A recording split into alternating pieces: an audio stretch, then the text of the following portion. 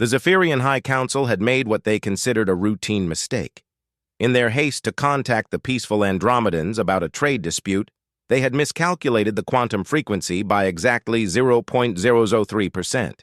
Such errors happened, occasionally across the galaxy, usually resulting in nothing more than static, or perhaps reaching some primitive civilization that barely understood fire. What they didn't expect was for someone to answer back.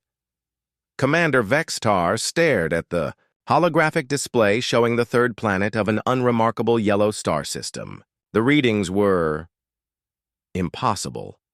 The planet showed signs of nuclear technology, spaceflight, and, most disturbing of all, weapons that could crack moons.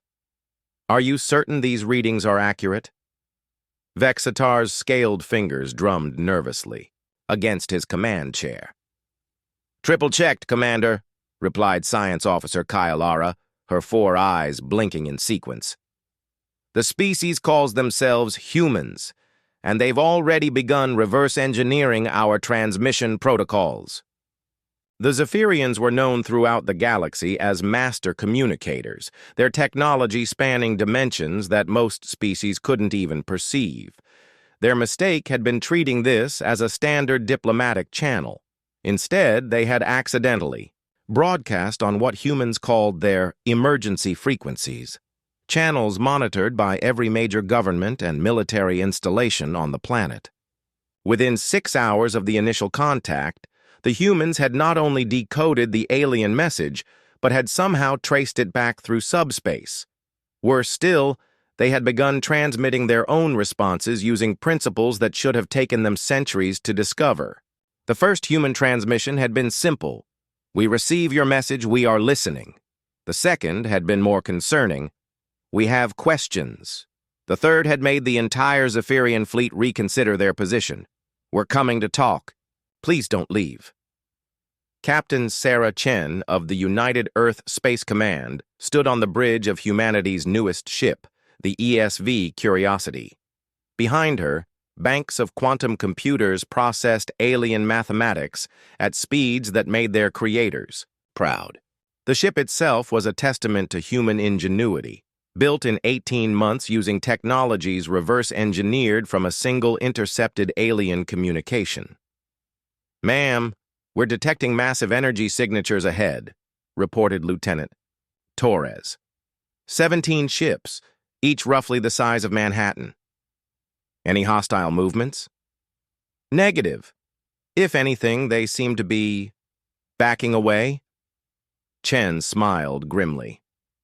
Humans had a reputation in their own solar system for being unpredictable, stubborn, and occasionally brilliant. Apparently, those traits translated well to galactic relations. The Zephyrian fleet had indeed begun a strategic withdrawal, but it was too late.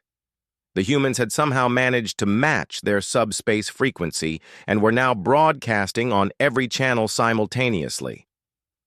"Attention, Zephyrian vessels," came the transmission in perfectly translated Zephyrian standard. "This is Captain Sarah Chen of the United Earth Space Command. We come in peace, but we come prepared. We believe you have some explaining to do." Commander Vextar felt his scales shift to the pale blue of extreme anxiety. In 300 years of space travel, the Zephyrians had never encountered a species that could master their technology so quickly. Most civilizations took millennia to develop basic subspace communication. These humans had done it in days. "Open a channel," he ordered reluctantly. The holographic display shimmered, revealing a bipedal creature with surprisingly intelligent eyes. The human wore what appeared to be a military uniform and carried herself with the confidence of someone accustomed to command. "Greetings," Chen said, her image stabilizing. "I believe you were trying to reach someone else."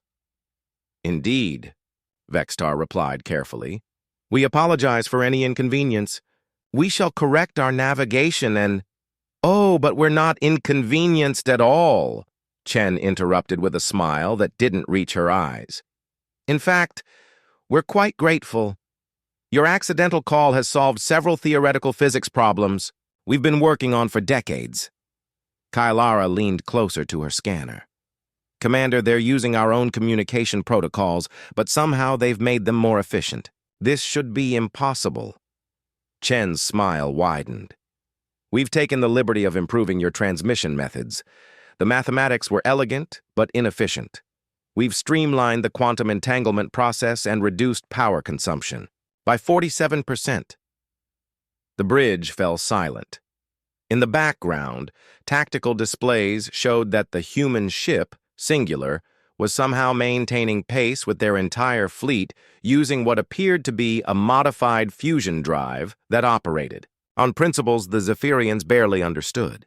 How? Vextar whispered. We're very good at taking things apart and putting them back together better, Chen replied. It's what we do. Your mistake was assuming we were primitive just because we hadn't developed these technologies independently. She paused, studying the alien commander's expression. You see, Commander, humans have a saying, necessity is the mother of invention. But we have another one you might find more relevant. If you're going to do something, do it right. The tactical officer's alarm began chiming. Commander, the human ship it's scanning us. Somehow their sensors are penetrating our shields.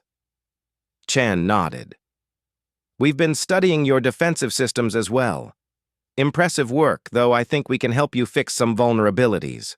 Consider it professional courtesy. What do you want? Vextar asked, abandoning all pretense of diplomatic superiority. To talk, Chen said simply. You opened a door when you dialed the wrong number. We'd like to know what's on the other side. The Zephyrian commander stared at the human captain, realizing that his species' accidental contact had awakened something they weren't prepared for. These humans didn't just answer their communications. They improved them, learned from them, and somehow turned a simple mistake into an opportunity for advancement. Very well, he said finally. But perhaps we should warn you. The galaxy can be a dangerous place for emerging civilizations. Chen's smile turned genuine for the first time. Commander, we appreciate the warning, but you should know. We've never met a problem we couldn't solve, a challenge we couldn't overcome, or a frontier we couldn't explore. She leaned forward slightly. The real question is, are you ready for humanity? As the two fleets maintained their cautious formation, news of the contact spread throughout human space. Within days, construction began on a dozen new ships, each incorporating lessons learned from their accidental alien teachers. The Zephyrians had indeed dialed the wrong number. But as they would soon learn, humanity always answered when opportunity called.